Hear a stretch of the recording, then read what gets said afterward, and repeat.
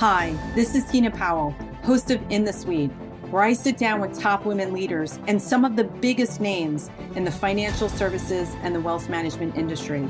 Together, we'll discover some of their best secrets and top strategies to grow great business, build a strong brand, and lead teams in the 21st century. I hope you'll enjoy hearing their amazing personal stories of triumph, trepidation, and transformation in hopes of becoming better leaders ourselves. The time for you to lead is now, and you're in the suite.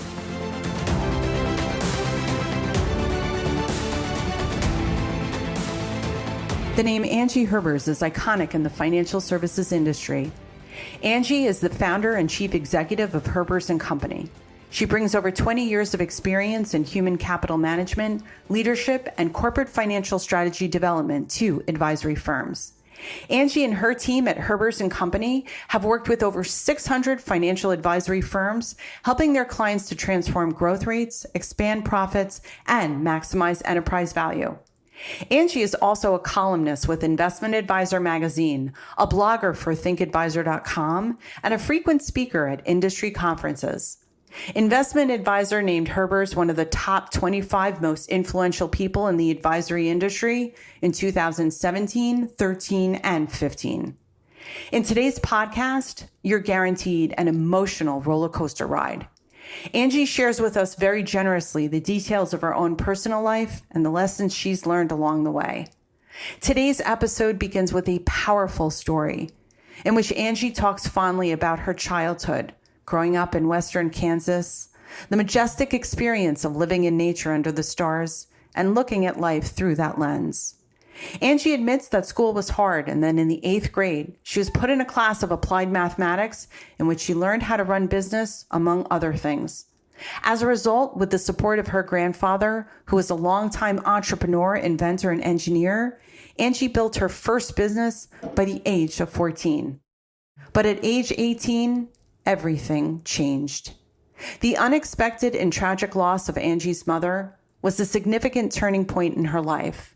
It changed Angie internally and her relationship with money, and that set her on a path to where she is today.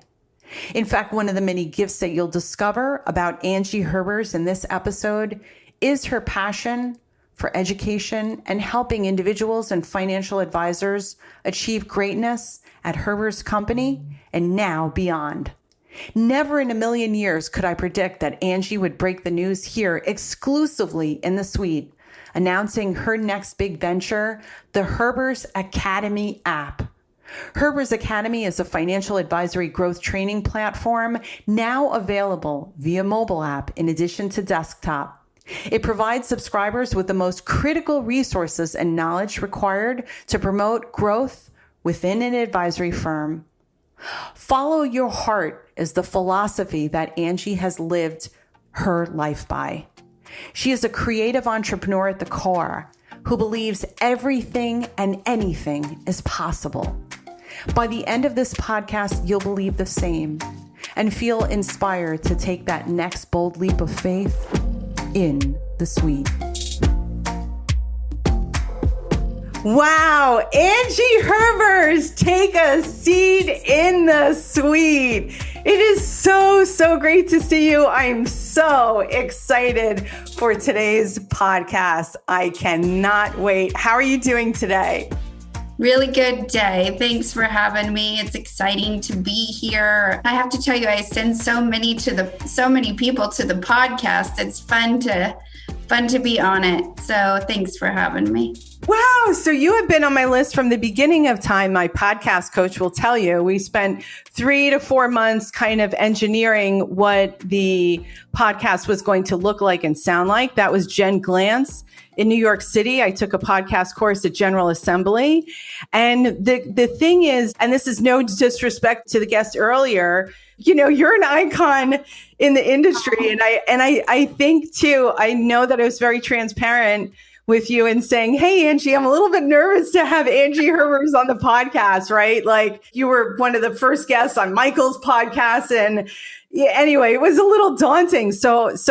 Quite truthfully, you were always on the list, and I just needed to get to a certain amount of courage on the inside, which is what this podcast is really about, to finally have the courage to say, hey, and I didn't even have the courage to answer you directly. Initially, I went through Brandon and said, yeah, do you think like she would get on the podcast? And he said, yes, absolutely. And then I had the courage to reach out to you directly. Well, thank you. I appreciate you saying that. I got to tell you, I don't see myself as an icon. I just see myself as Angie and do what I do, write for the industry, work for the industry. So it's actually hard for me to hear that, but I love to serve advisors and help people. And I'm glad that it's resonating. So thank you for saying that. It is. And Meredith Moore, who was on episode 43, had so many wonderful things. She has been following you. There are a lot of women in the industry, Angie, who have been reading your thought leadership and following you for decades. I know everyone, she doesn't look old enough as to use the word decades in the plural sense. But you have, when I say iconic, by that, Angie, I mean that you were on the cusp of just an entire body of knowledge, an entire direction, like just help to, from a practice management perspective, just figure it out and know where it was going, and to be talking about it then. And again, you were so young when you started. So we're going to get into that. But I would be remiss if I didn't ask you how the weather in Austin is today, because one of the things that freaked me out is the fact that, you had that awful weather. The power went out and you were freezing cold. I remember reading it on your Twitter. It was a mess. We call it snowpocalypse in Austin. So the weather today is beautiful. It's getting hot and the sun is shining, which is nice. When we were going through snowpocalypse, I guess, it was an interesting time. It actually humbled me quite a lot. I learned I became a princess. We didn't have any power. I ended up running out of water halfway through it. The supply chain was broken, so there wasn't any food. And I was in my house alone, and I was thinking, how am I going to get through this? So I thought, well, I'll just go get my ski clothes. I looked at my ski clothes and I'm like, how did my ski clothes get so fashionable? I just need to be warm. And then I started thinking about how I grew up, and I grew up on a ranch in Western Kansas. It was 10,000 acres, and how I was so blessed to have a father and a mother who treated me. I have two brothers, so they treated me just the same as the boys. When the boys were out scooping snow, I was out scooping snow. And I thought to myself, this is just reminding you of where you came from. Like, you can go out and scoop the snow. You can start the fire. You can wrap your pipes so that they don't break. You can pre-order the water heater because it's going to break. You can, figure out what you need on food. And it was a humbling time. I'm actually glad we went through it. So I have to pick up 10,000 acres. Whereabouts was that? It was out in the middle of Western Kansas. It's out in the middle of nowhere. Yeah. Oh my goodness, that is incredible. You don't hear that origin story too often. Yeah, 10,000 acres. We had 10,000 head of cattle. I tell people I grew up in the stars. The stars out there are beautiful. There's not much to do but work or, be alone or be out in nature. And I think growing up out there, your intuition gets somewhat finely tuned with nature. I was a 5-year-old walking around an endless amount of land that I was able to see and be creative on. And I remember as a kid chasing butterflies, and I was obsessed with dragonflies. I always thought dragonflies were interesting because they have compound eyes, so they can see all the way around, and they come up to your face and they take the data. They're like, they're like analyzing you. And so anyway, it was just a great, a beautiful way to grow up. And I'm blessed to have been there. What an incredible reflection. So let's dive right in here. You are founder and CEO of Herbers and Company, and I want you to, if also too, you can kind of connect the dots because I want you to tell us about Herbers and Company. But for maybe the one person on this podcast right now that may be working in a different industry that doesn't know who you are, you've been here for a really long time. So you've just told the story about 10,000 acres in Kansas, and now nothing could be more, I think, different than where you are now from where you grew up. So if you could just tell us a little bit about the Herbers and Company and maybe link it. How'd you get here and how'd you know to be here then when you started? Well, it's complex. I'll do the best I can to share with you the story of where I came from and how I got here. But like all stories, there's quite a journey and there's ups and downs in that journey. So I'm just going to start with my parents. My parents, they met when they were 8 years old and they knew each other for 24 years before my mother passed away. And so I grew up in a family of quite a lot of love. And I was able to witness that growing up. Many people don't have such a wonderful opportunity. And so coming from where I came from, it fueled a lot of passion and heart and skills. My mother she played in the symphony. She played the harp. So growing up, Wow. Yeah, one of the things that was important to her is that myself and my brothers had a diverse set of skills. So my brothers were in sports, they were in music, they were in art. We had nature, but the diverse set of skills was important. So I grew up playing the piano, playing the violin. I learned to sew. I had art. I had any skill that I wanted to develop. I was very good at sports. Track was my sport. And in this process of growing up, I just developed a lot of diverse skills. But I also, being surrounded with a lot of love, I also didn't fail a whole lot because my parents would, scoop us up and, lift us up. And they didn't necessarily want to see us fail.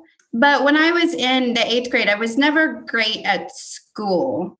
And I don't know why. I don't know if I wasn't applying myself. I don't know if it just wasn't interesting to me. But in the 8th grade, I failed math. And they put me in a class, my freshman year of high school. They put me in a class called Applied Mathematics. And it was there was only 8 of us in the class. It was designed for people who they didn't think were going to go to college. And what they taught us was how to apply money to your life, how to run a business, it was all the financial aspects of life. And that class and that teacher inspired me to push beyond just my own skills and talent. And I ended up starting a little business at 14 years old in my little town. And the business wasn't much. It was a concession stand at a ball field. The city didn't want to run the concession stand. So I went and did this big proposal in front of the city council. And I said, I will buy the concession stand and I will run it and I will build this business.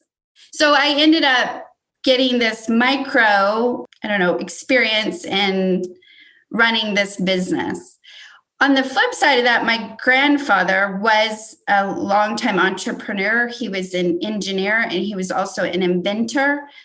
He was into the environment and how you protect the environment. And he built an EPA, the first EPA efficient burner I don't know if I'm going to say it correctly because I don't know the engineering terms, but for a boiler system. And he embraced me. He helped me. He mentored me. He guided me through building the concession stand. I ended up with 6 concession stands. So I'm a senior in high school and I've got this business. I'm essentially financially independent from my parents. I've got this business. I was doing really well in school. I was also a state champion track jumper. So I did long jump, triple jump.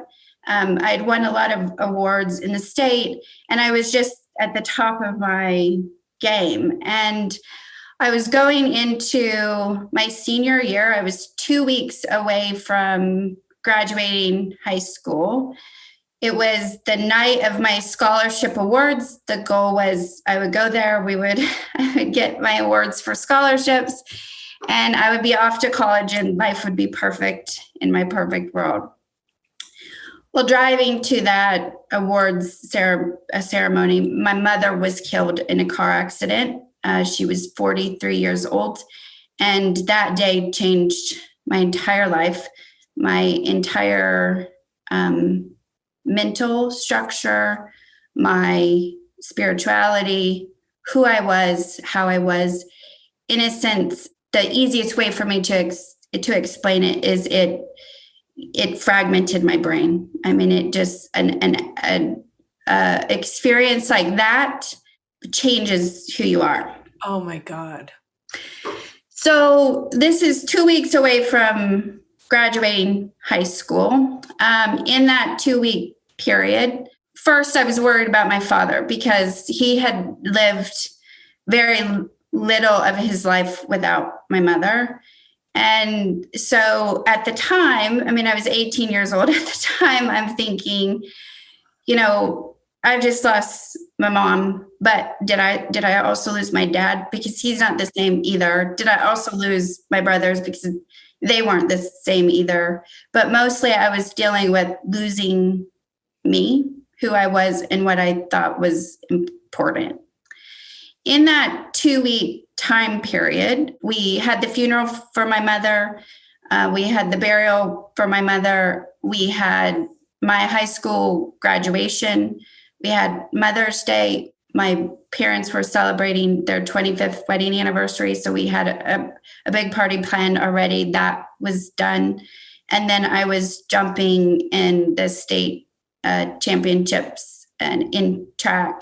Not to mention, I was also dealing with, this is a town that I grew up in. I was born there. Yeah. And now 2 months later, I'm potentially leaving for college. And I hadn't picked a college yet. So I was still in this major transition period. And I went very, very deep internally. I just turned on the inside. So I went to college. 2 months later, I went to college, and it wasn't an easy thing. I told my dad that my dream was always to go to college, but I told my father, I'm not going to go to college. I'm just going to, try to let this settle. And I do not know how my dad did this, but he just looked me in the eye and said, you can either fight me or surrender, but you're going to college. And he put me in the car and he enrolled me in Kansas State University's business program. And I was off to college. Oh. So college was a great distraction for me, actually. Oh my God, of course. And what order are you in you have two other brothers? Where I'm the middle child. Wow. Mm-hmm. Yeah. So I go to college and I'm in the business program. I'm struggling through school. It's all new to me. And I was the only way I can describe it is I was searching. I was searching for myself. I was searching for what my life is now. I was doing it mostly internally. So I wasn't asking for any help. I wasn't really talking to anyone. I was just trying to figure it out on my own. And where my search led me to was the College of Human Science. Mm. I wanted to know about family studies, human services. I suppose if, I wasn't thinking this at the time, but I reached back. I suppose I was probably trying to deal with grief. And in the Human Science College, there was this program called Personal Financial Planning. and it was of interest to me. And so I changed my major from business to family studies and human services and personal financial planning. And once I got there, I got surrounded by a small CFP registered program, a college that was a great interest to me, that was helping other humans, servicing other humans. I was learning basic human needs. I was learning nutrition, family, psychology, human behavior, personal finance, investments, estate planning, all of this. And I still wasn't necessarily doing well in college. And then I had the major professor, Dr. John Grable. He embraced my talent, and he did something that I needed, but I didn't know I needed at the time. But all he did was encourage me. He really encouraged me. He pushed me to work a little bit harder, to study a little bit harder, to talk to him. He always had an open door policy, and he very much helped me in many ways that I don't know that Dr. Grable will ever be able to realize. But he entered me into me and a team, so me and two other people, into a new competition in the advisory industry that was sponsored by American Express. And the goal of the competition, it was the first competition. The goal of the competition was we got a personal financial plan, a detailed plan. We had to solve that plan and then submit it to, I don't remember if we submitted it to American Express, but submit it to American Express, and then they picked the top 6 plans. And so myself and the team that I was on, we stayed up nights. We didn't have any planning software that we were using, so we were using our calculators and Excel, time value of money calculations. And, we developed this whole basically program for financial planning. We solved that plan. It was all the components of the CFP board. It was investment. It was estate planning. It was retirement planning. We put together this big, thick financial plan. We submitted it, and our team got selected as the top 6. So from there, they flew us to New York. We went to New York. We stayed in the World Trade Centers. This was in 2001. Oh my God. Yeah, we went over to the American Express building, which I believe, if my memory serves me correctly, across the street. And we got in front of 3 judges. I don't remember the third, but one was Catherine Vestness, Bob Clark, and I don't remember the third. I wish I did. We got in front of 3 judges. We had 20 minutes to present the entire financial plan, and then they selected a winner. What was amazing about that experience is, at the time, Financial Planning Magazine was there, the Journal of Financial Planning was there, Investment Advisor Magazine was there, the Wall Street Journal was there, the New York Times was there. And anyway, my team, or the team I was on, not my team, the team I was on, myself, we won the whole competition. Amazing. Yeah. So that small win in college started down this path of loving the advisory industry, what it stood for. Also, just me researching deeper what businesses look like in the advisory industry, how I can be of service to the advisory industry, how I can change lives, how I could help people. So I went down this track of wanting to be a financial advisor.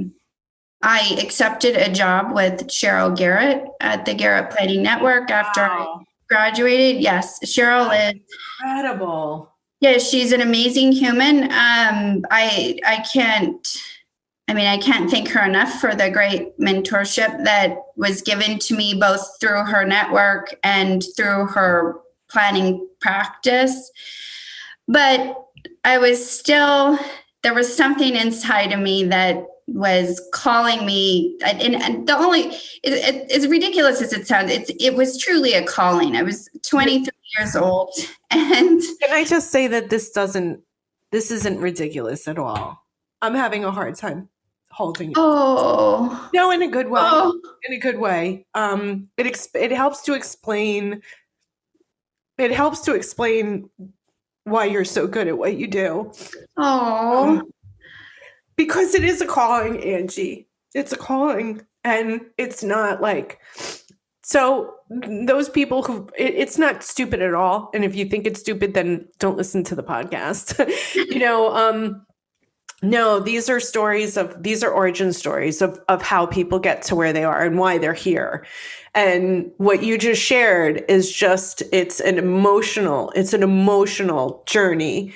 And so I want to just thank you very much for sharing. I definitely want to let you continue on your story, but it's why you're here. It is a gift. You are a gift, and you were meant to be here at this time. And I've just learned so much about you in the third, 15, 20 minutes that we've been talking already.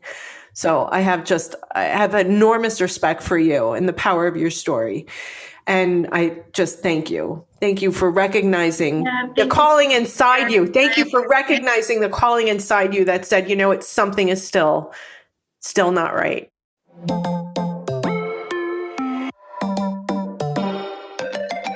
When I was working for Cheryl, I was very much conflicted. Should you go be a financial advisor? Right.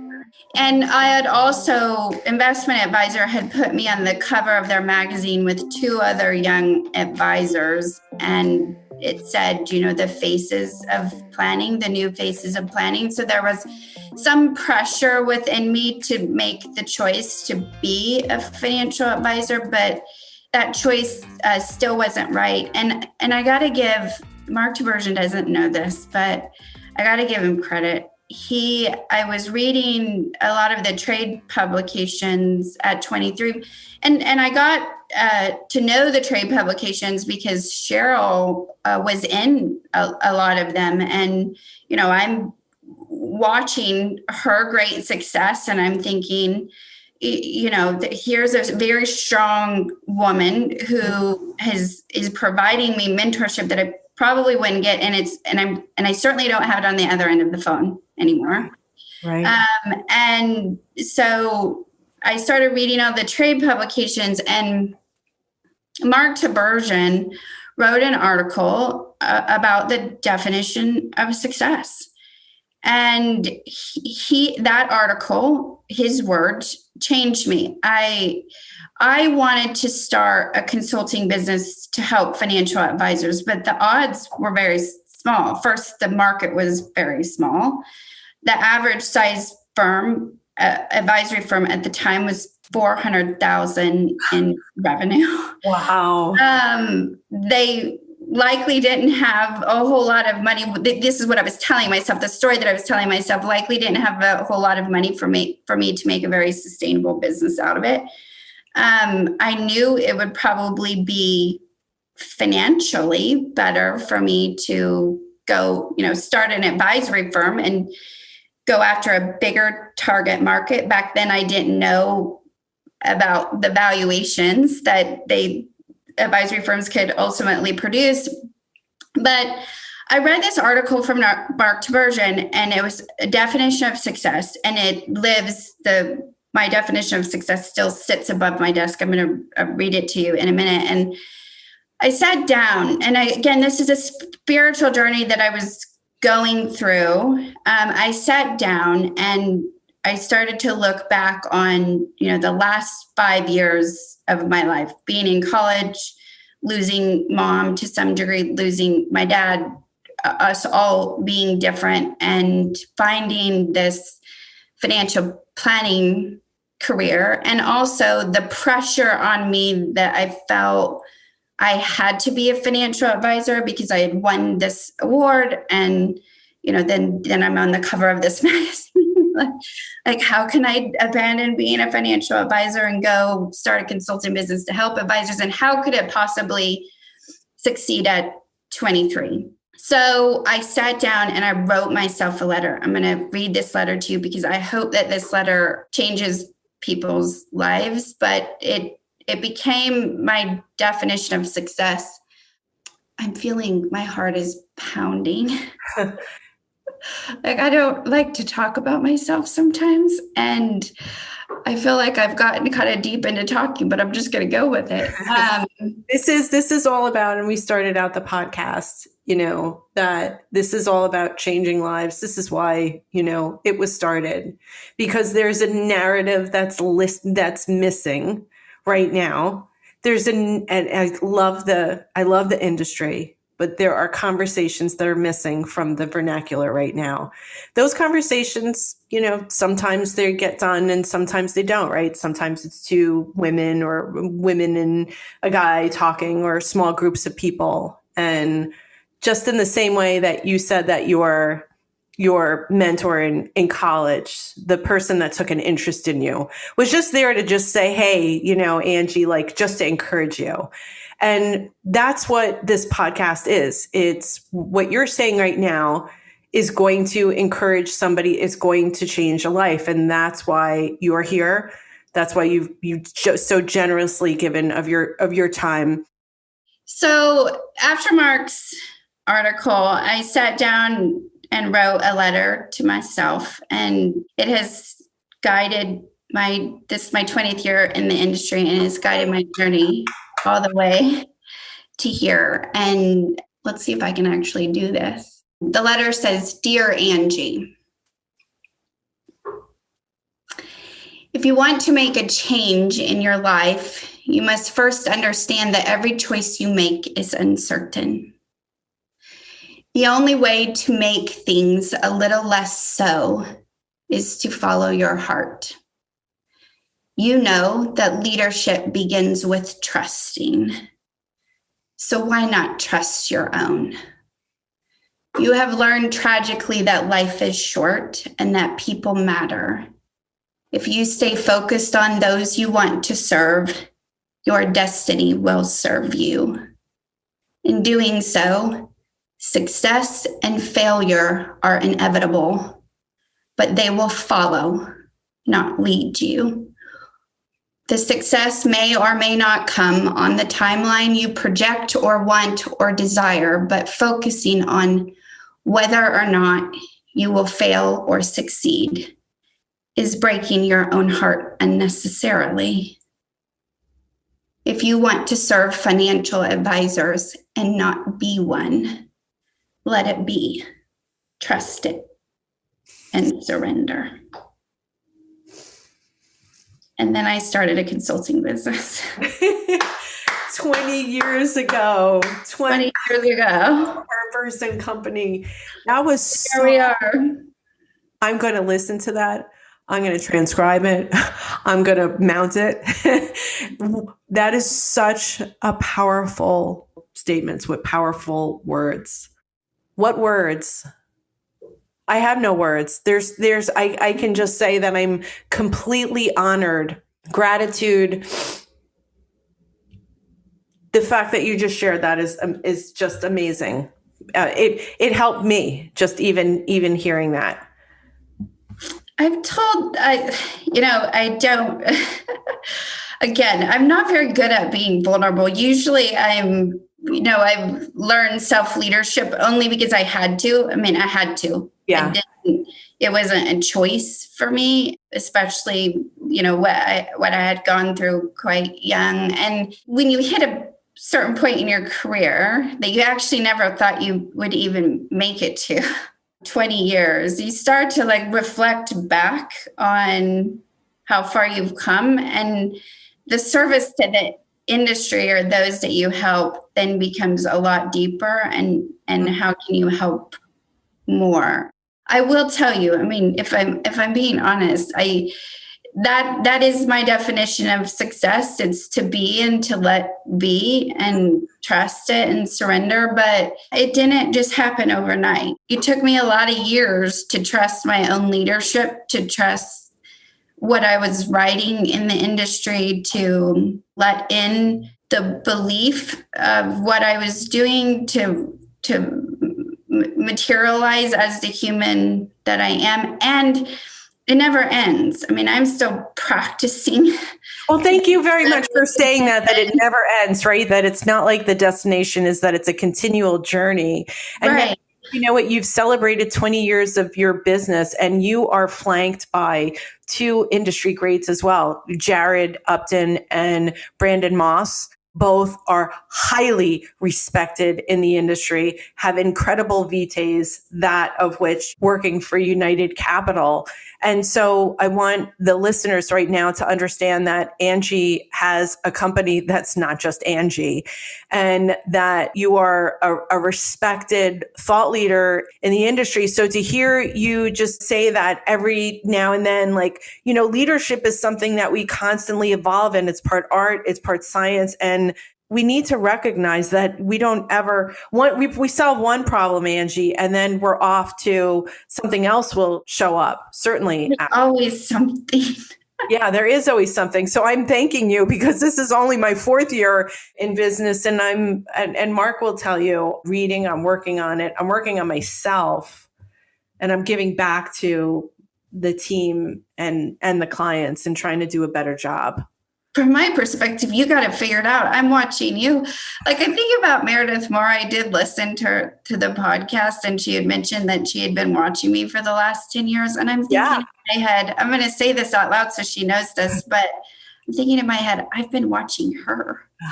So, like, I think what goes around comes around. And there's a lot of advisors and women in the industry that actually have inspired me as much, maybe even more, maybe than I've inspired them. They just don't know it because I don't think people talk about where their inspiration comes from, or it's hard to share what you're watching and sometimes what you're looking at and what you admire in others. That takes courage, I think.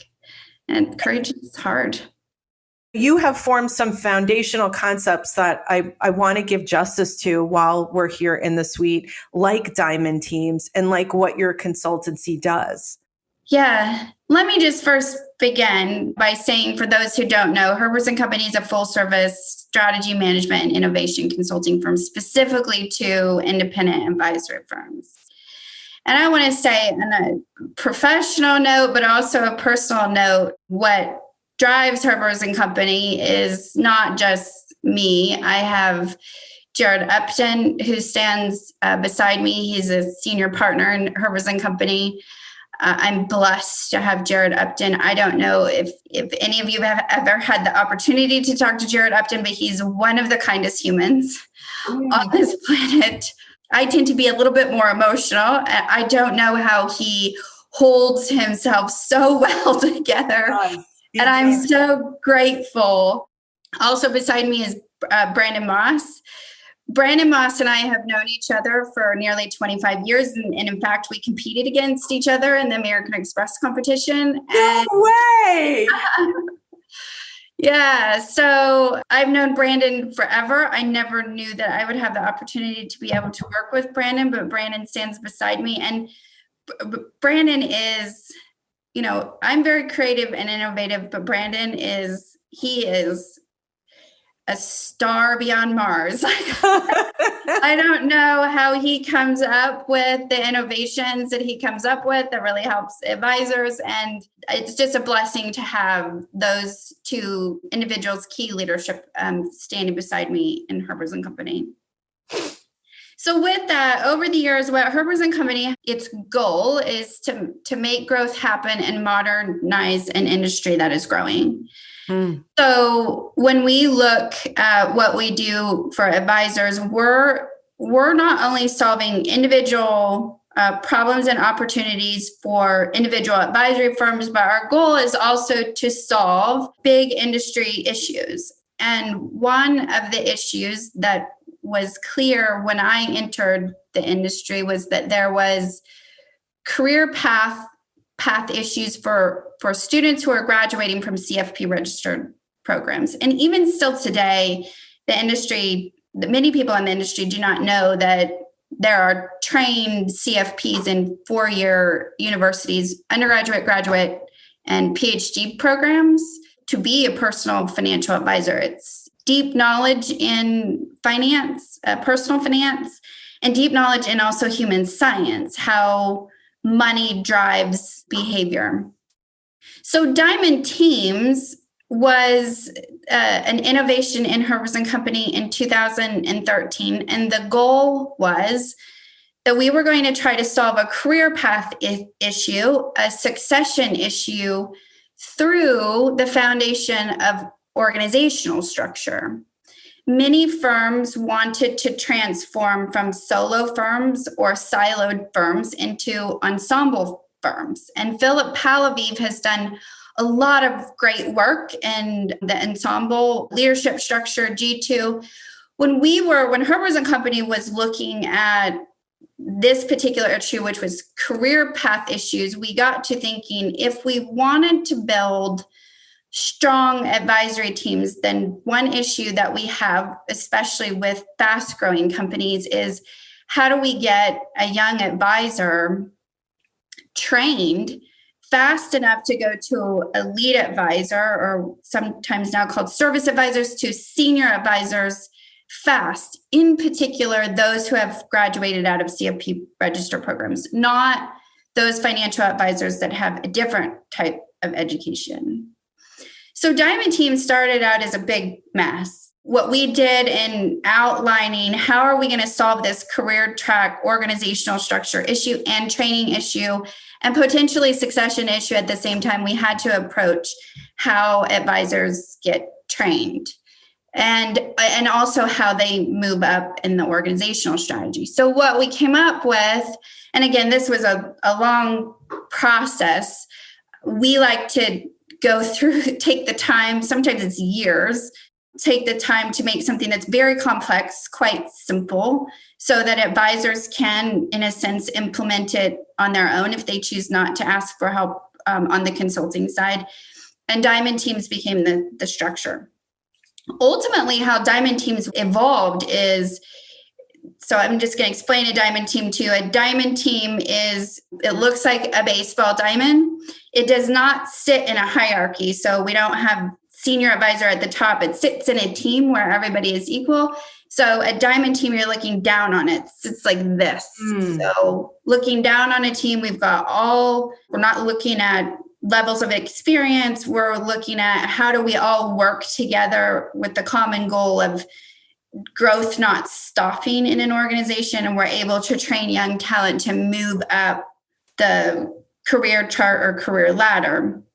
So what we came up with is when you have an associate advisor, which is, if we're looking at the diamond straight up, an associate advisor is down here. We've got 2 lead advisors and a senior advisor at the top. Okay, so we've got a diamond, looks like a baseball diamond. So a senior advisor would be on second base. Right. Lead advisors or services advisors would be on first and third. And then at home plate, we had an associate advisor. Okay, now I want you to think about this because the diamond came out of a lot of my background and our own research on family studies. But if you have 2 parents, you learn a lot. If you have 3 parents, you learn even more. So if an associate advisor had 3 mentors versus 2, how fast could we speed up their knowledge? Well, it would be dependent upon how much they could retain, but it would also be dependent on how much they absorbed. So what we did with the associate advisors, we said the associate advisor doesn't need to come into the industry and learn all of the technical skills because they learn those in college. But what they don't yet know how to apply is how to take those technical skills and communicate them to a client and show a client, particularly one of high net worth, that they are capable of working with a high net worth client, even though they are 25 or 30 and have not experienced the net worth yet themselves. So what we did is we created a diamond team. The associate advisor at the bottom of the diamond, all their job is to attend as many meetings as possible over and over and over again so that they observe how communication is delivered to a client. And then after they do the observation, practice communicating with the client, then they take their technical skills that they learned in college and they apply it to work with clients on their own. What we learned is we can take a 23-year-old CFP registered program graduate, we can put them at the bottom of a diamond team, and we can have them working with high net worth clients and earning their trust within 18 months. So the diamond team concept was a career track to move young advisors up as fast as the firm was growing. So we never necessarily ran out of advisors. We would just hire young advisors and move them up the track as fast as we could. Now, from there, diamond teams took on a whole new life of its own. It began to solve succession issues. It began to solve training issues. It began to solve key metric issues, revenue per professional, revenue per staff. We saw it start to scale how many clients that a firm could actually, or a group of advisors could actually hold. And what we learned is that the diamond team's organizational structure gained revenue. The power of 4 is greater than the power of 1. It didn't burn out advisors because now you're sharing clients across a group. So that lowering of stress actually fueled more energy into the system. So it helped with revenue. It gained us some scale on the profit margin, which was in the capacity. And now I do believe, although it's hard to track that, the diamond teams are maximizing valuations, because for the firms that are focusing on working with all size clients as opposed to just high net worth, diamond teams allow some diversity in the client base within those teams. Right. And allows stickier clients too, right? Because when the people leave, when the advisors leave, that's when the assets leave.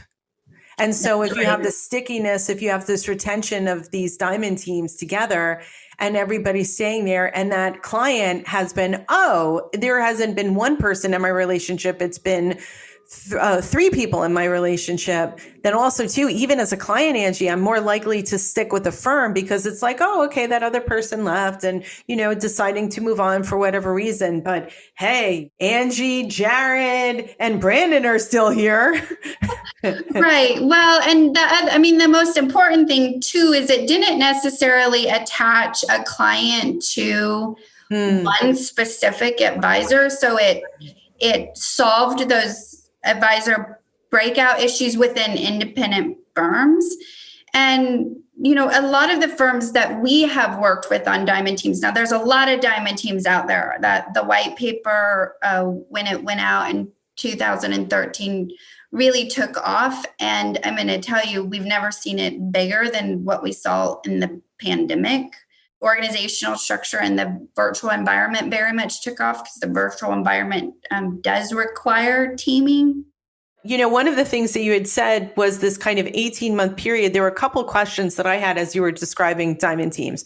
Is that number one, is every CEO willing to now have that diamond team career path in place, right? And number two is that, like, obviously, every firm is different from firm to firm to firm, but I did see both the younger advisor struggle with the upper echelon client, as well as I saw it from both sides, where the upper tier client, the ultra high net worth, even high net worth said, is that person's going to be, hey, it doesn't look like they have enough. There would be a few wisecracks here and there. So question number one, is every leader capable and secure in themselves that they would be willing to adapt a new environment? And number two is that 18 months is me being on a diamond team.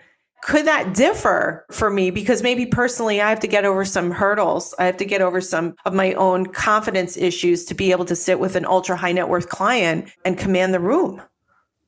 Yeah, so great questions. Every person in their career is different. Though the way one person evolves is not the same as another person evolves. But what a diamond team was designed to do was have the herd, protecting everyone in the herd and helping everyone in the herd and encouraging everyone in the herd. I will say this. So when the Diamond Team's white paper went out and it took off, there were a lot of people that did go ahead and implement Diamond Teams in their practices that weren't working directly with Herbers and Company. And then we would get calls, which was great information. We would get calls and say, this isn't working.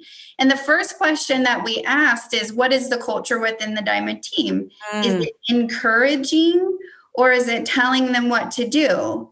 Because what we know is that the encouragement of you can do it, you can work with a high net worth client. I've got your back. I'm here with you. Here's what I've seen. Here's how I can help you, was fueling even more the training that those young advisors were getting. So you can have dysfunctional teams, right?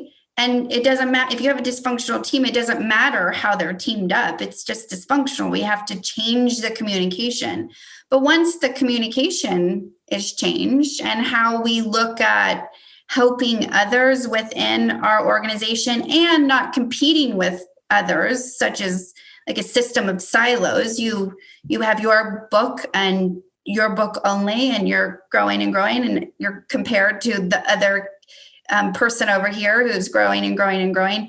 Once you get on the same page and you're no longer competing or comparing, then we saw that encouragement happen, and that the power of the team start to take fold.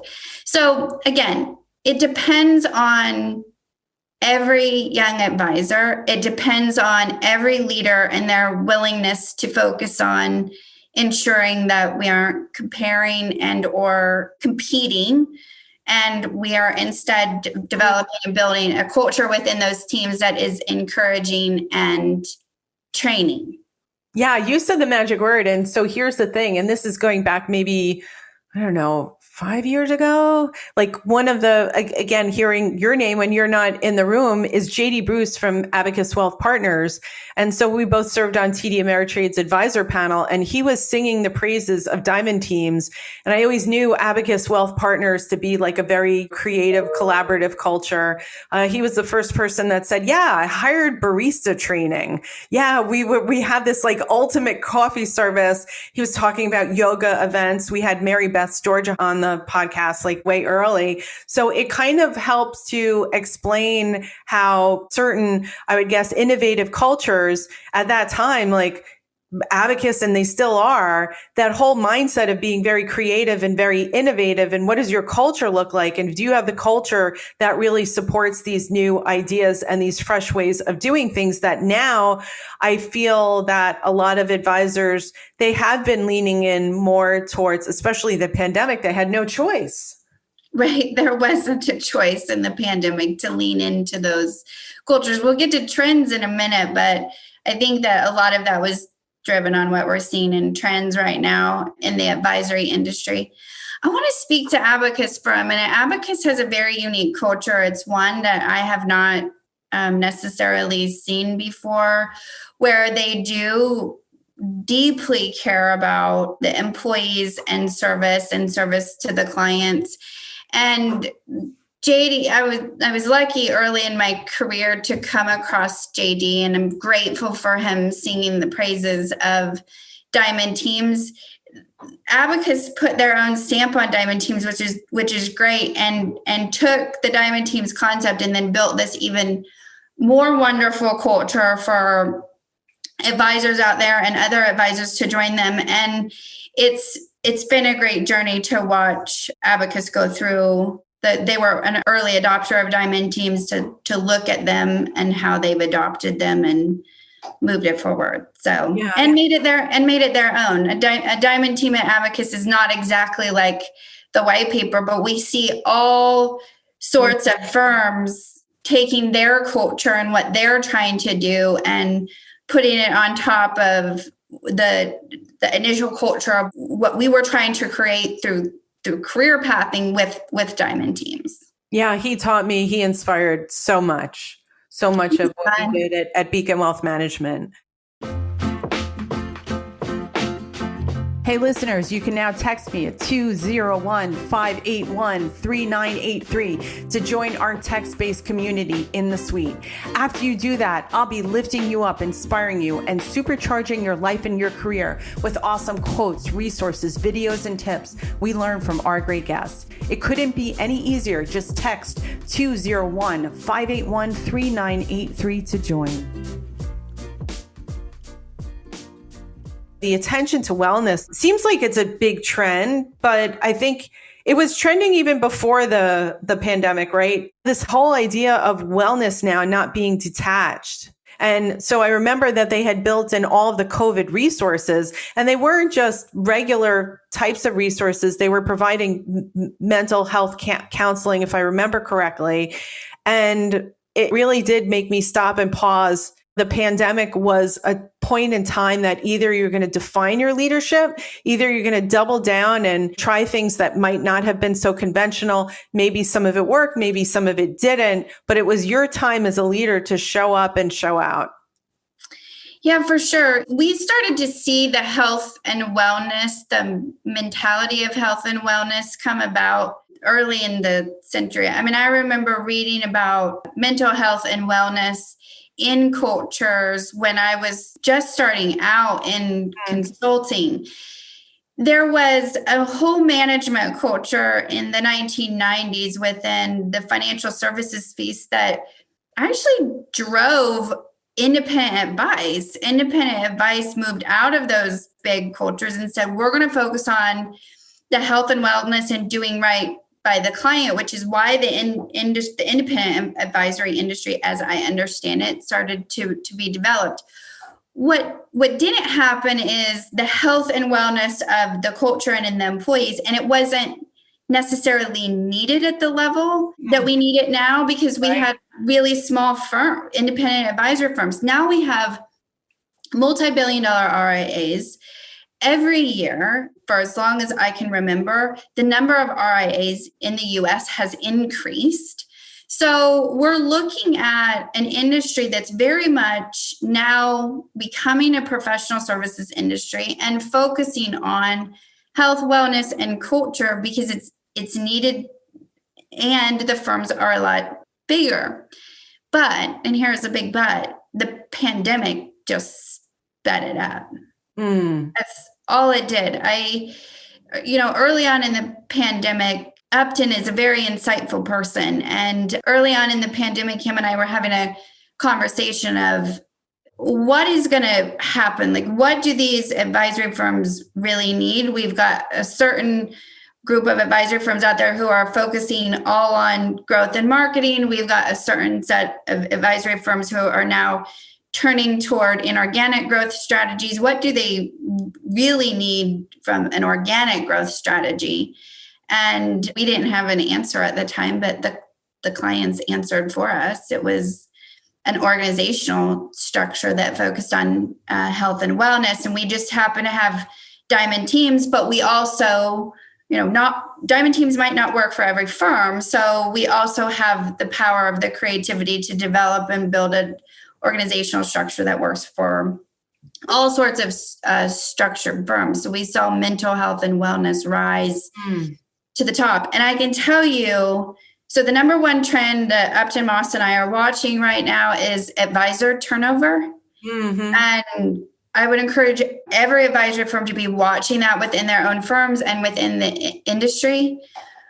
We know that when advisors get burnt out or over capacity, they will abandon the work. So they won't say, I'm just burnt out, I need to take a break, I need some help. What they will do is they'll say, I don't want to do this job anymore. Sometimes they'll change careers, or sometimes they'll just jump to other firms.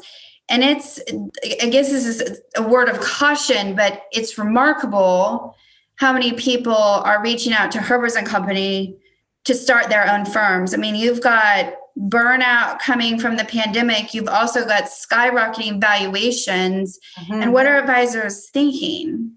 They're tired and they're earning, a good living, but the owners of this firm are making a ton of money on valuation, and I'm providing the work. So why not just go start my own firm? I think the trend that the industry needs to put a very close watch on is the turnover of those service advisors, not necessarily leaving the industry, although that's an important thing to look at, but those service advisors leaving their firm to start their own firm.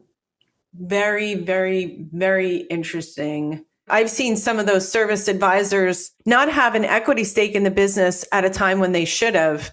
And then by the time that they want to leave, it's kind of too late. Do you have any ideas around that? I agree that some are going to just say, hey, the heck with it.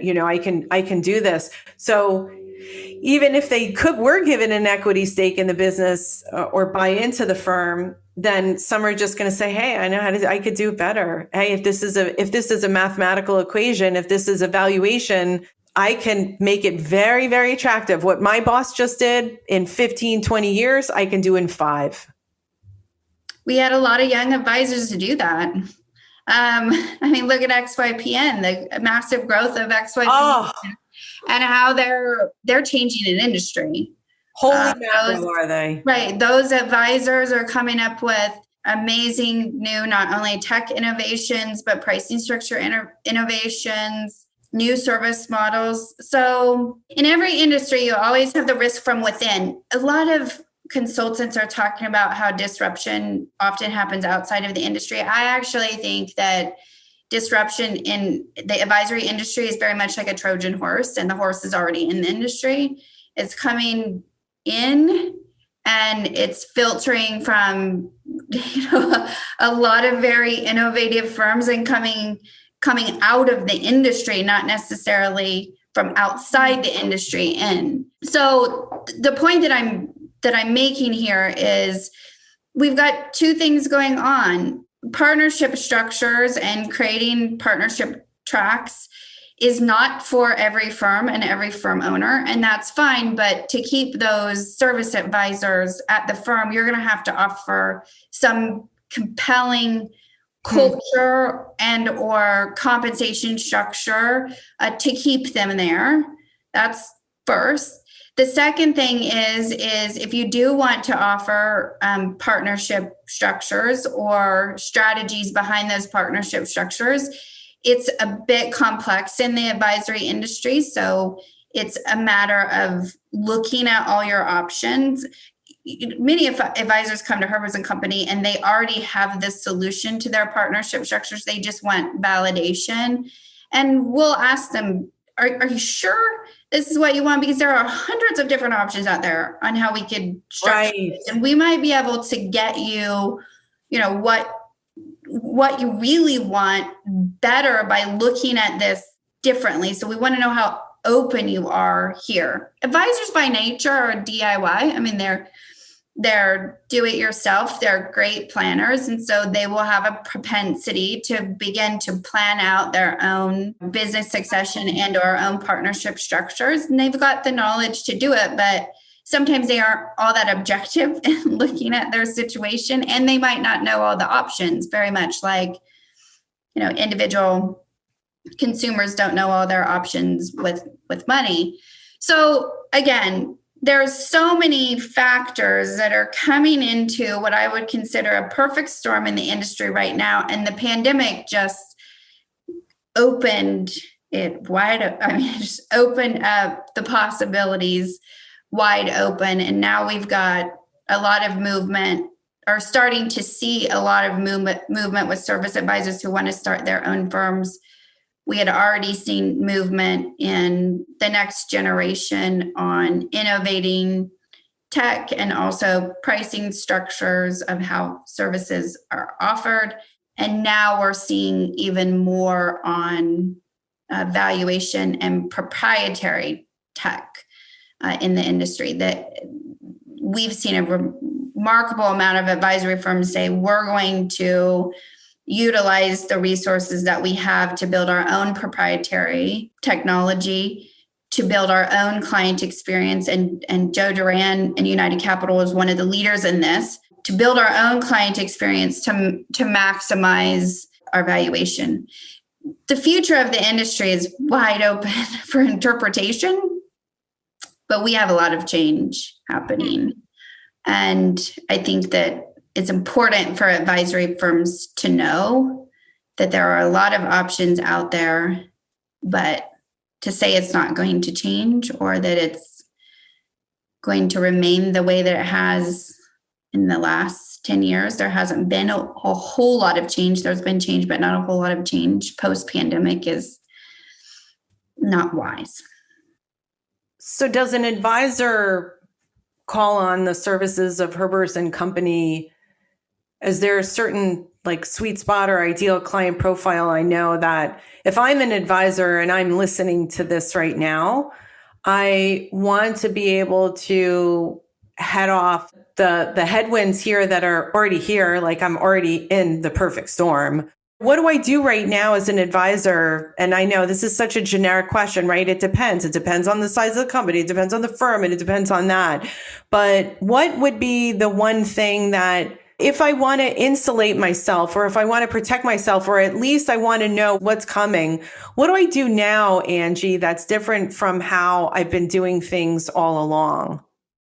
Great question. And I don't have an answer, a general answer, but I know what question to ask. I mean, every advisory firm to me in the industry right now the leadership needs to sit down and answer this question. How can we make what we have better? Just the way that the advisory firms get compensated, it can create some complacency. And I don't mean that in a bad way, but you have a recurring revenue stream. If the clients don't want to talk to you and they're happy, that complacency can happen. That can go into your culture and spread across advisors and even spread into leadership. But now is the time for leadership to sit down together and ask that question. How can we make what we already have better? And don't limit your answer. It can be everything from a different client experience. It might be expanding from only working from ultra high net worth to the mass affluent, or working with all clients, or adding a different pricing structure, or there's all sorts of things that can happen. But the firms who are answering those questions and keep asking them are the ones who are changing with the industry as opposed to being left behind.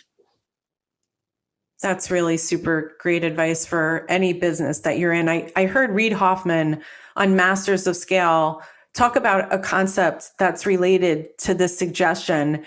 If you were going to start your business and then you were going to talk about your business, and then you have that ground level, and then it said, okay, what if you double down on that? What if you triple down on that? What would it look like if the fourth degree of that, the fifth, and he went all the way up to the 10th, and the 10th would, from a client experience, would be totally over the top, and it would be something that you'd really have to push your brain in order to reach that state. But for me, I think just allowing yourself to think, and you just said it, Angie, just allow yourself to dream what's possible. Right. You're not doing it tomorrow, right, but at least to allow yourself to just think and explore what that looks like. Too many times I've been in a room full of people that are talking about issues and doing some sort of brainstorming, and one person says something and then bam, it's kind of like cut off. I think everybody in a room has to have an agreement before they start. Okay, look, we're going to talk, and a lot of ideas are going to be off the wall, and that's okay. I've participated in so many of these brainstorming sessions and trying to pull out the best in all of the advisory firms that we have the privilege of working with. And many people in the room will ask a question. They ask, how? How is not important. Right. Then they ask why. And that is an indication of a problem with your vision. If you can't answer why, you have a vision problem, go solve that problem and then come back. But the question many advisory firms should be asking after they answer, how can we be better, is when. Right. When, not how. Because if the why is strong enough, and then you'll figure out the how is also too, right? What they say. How is easy when you know why and when. Yeah. We know why we're doing this. We want to get better. When do we need to start? Well, we need to quit procrastinating and just take one small step. I had a conversation with an advisor the other day, and he said, we're climbing a mountain here. And I said, no, we're not. We're just taking one step. Don't look at the mountain. Like, we're just taking one step. How do we make the first step? And that it's important to keep it in perspective, because if you look all the way at the top and you see, this kind of goes back to my definition of success when I was trying to decide whether or not to continue being an advisor or become a consultant. I was looking at, will I get to the top of the mountain? Will I succeed or will I fail? And what you learn is all you have to do is just take a step and let it be, and then see what you learn, and then take the next step and see the next step. We're going to help any advisory firm within our skill limitation. We're going to help any advisory firm, no matter size or structure, get to where they're going to go. And usually they're focusing on either growth, profitability, or maximizing valuation. And we can assess those firms and figure out where the best ROI is and help them do that. Or if the firm is stuck, which is usually the case of the mid-sized firms, we can get them unstuck pretty quickly. That takes a lot more leadership trust, but we can get them out. And the goal is to just keep them going wherever. And is by mid, do you mean like less than $1 billion? So where was the company focused primarily on revenue? So a mid-sized firm would somewhere now be between 2 and 10 million. Okay. Stuck in the middle. So. And talk to us a little bit about Herber's Academy. Herber's and Company Academy has been quite a journey. So I want you to know that Herber's and Company Academy was created out of, to be real frank about it, I was mad. Really? I was mad. Okay. The reason I was mad is because I had an advisor who came to Herber's and Company and they needed consulting advice. And they said right up front, we need to know, what are all your conflicts? Is Herber's and Company getting paid by tech firms to make a recommendation? Is what's happening? Are you guys just a sales consulting firm? Are you selling advisors stuff? And Herber's and Company I've tried very hard to keep Herber's and Company the least amount of conflicts as possible. Our only line item on our P&L is consulting directly paid by the advisory firm. And what had happened in this particular individual's case is he had went to get some help and they were pressuring him to sell his firm. And that's not what he wanted to do. What he wanted to do was grow his firm. And the advice that he was given was all about fear. It was all about, here's how you need to structure. We have a consolidation problem going on. We have all of these fears were within this individual. And I got mad. This is like, this was not objective advice. Independent advisory firms were built on fiduciary, independent, objective advice. And here we have leaders and advisors that aren't even getting what they have stood behind themselves.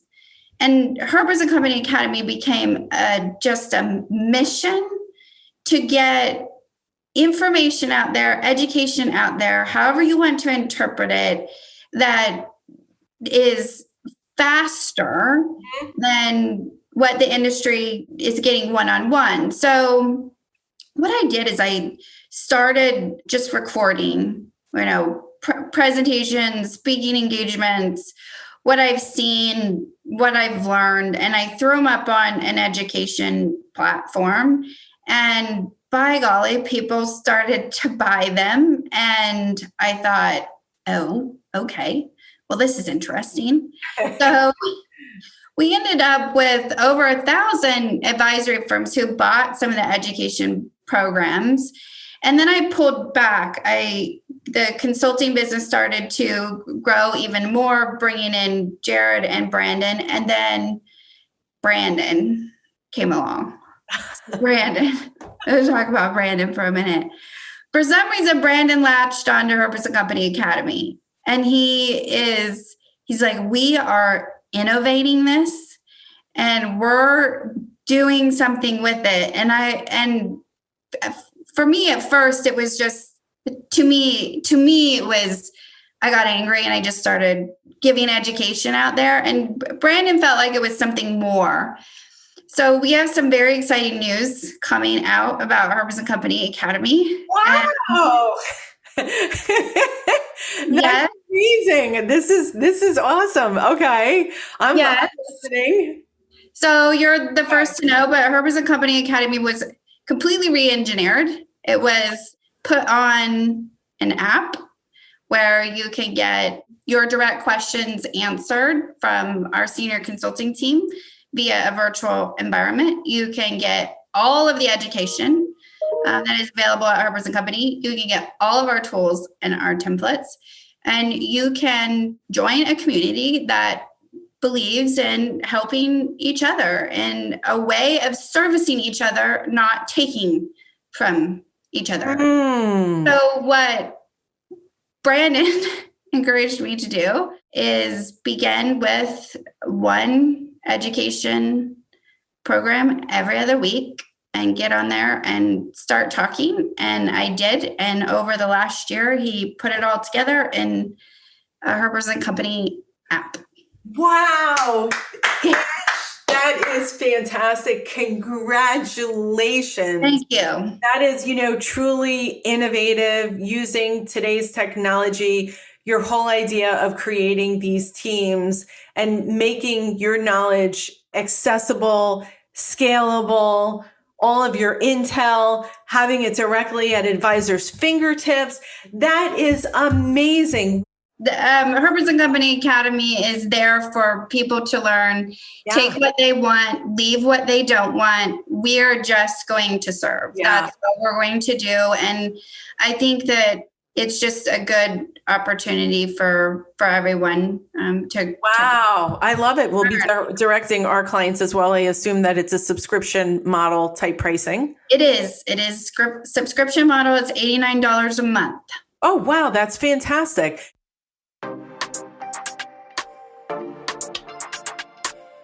So wrapping up, I have a couple more questions for you. I think we talked about what that first move is going to make. One of the questions was, hey, what are some tips right now? Was there anything that I failed to ask you that maybe that I should have asked you in talking about this whole idea of just bringing your practice to a new level and examining yourself from the inside out? Well, I know a lot of people say this, but I feel like a lot of people make it hard on themselves. I certainly have been there. Hard making change work for them. And, I have been told this throughout my career. I tell clients this, I tell, our team at Herbers & Company this, but all you have to do is show up. You don't have to have the answers. You don't have to have the best decisions. You don't have to worry about success or failure. You don't have to worry about money, revenue, profit, or valuation. You just have to show up and ask yourself, what matters here? And what can we do better? And if you stay focused on those two questions, without a doubt,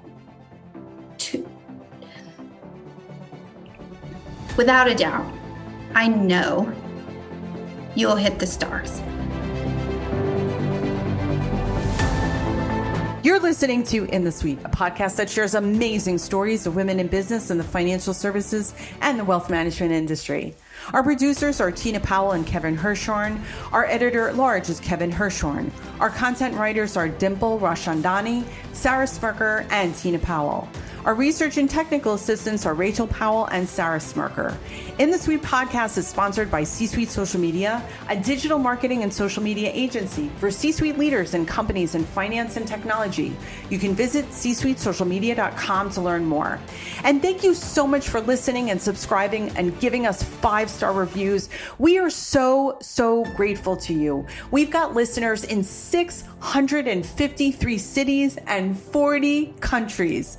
Thank you, US, Canada, Japan, UK, France, Oregon, Georgia, California, Ohio. This podcast was inspired by you and created for you, ladies. So please let us know how you enjoyed this episode with Angie Herbers and share your thoughts on LinkedIn and Twitter, #InTheSuite.